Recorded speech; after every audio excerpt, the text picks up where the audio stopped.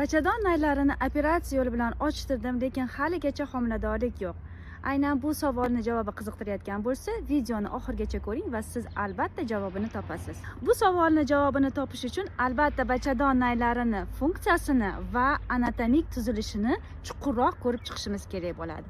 Keling, birgalikda mikroskop ostida bachadon naylari qanday ko'rinishga ega, buni ko'rib chiqamiz. Bachadon naylari shunaqa murakkab tuzilganki, ularni ichki qavatida kiprik-simon hujayralar mavjud va bu kiprik-simon hujayralar urug'langan tuxum hujayrani bachadon ichiga harakatlanishini ta'minlab beradi. Bilasizki, urug'langan tuxum hujayrani na oyog'i, na qo'li bor. U faqatgina shu bachadon ichki qavatidagi epiteliyalar yordamida bachadon ichiga harakatlanadi va keyinchalik implantatsiyalanib homiladorlik yuzaga keladi.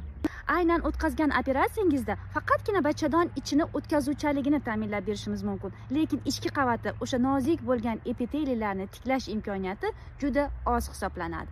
Shu sababdan agar siz operatsiya o'tkazgan bo'lsangiz va tuxumnon zaxirangiz borgan sari kamayotgan bo'lsa, bunday holatda 6 oydan keyin tuxumnon zaxirangiz yaxshi bo'lsa, 1 yil ichida qayta gistosalpingografiya, ya'ni bachadon naylarini rentgenini tekshirib ko'rishingiz kerak bo'ladi va natijaga ko'ra reproduktolog bilan maslahatlashib, keyinchalik bo'ladigan taktikani hal qilishingiz kerak.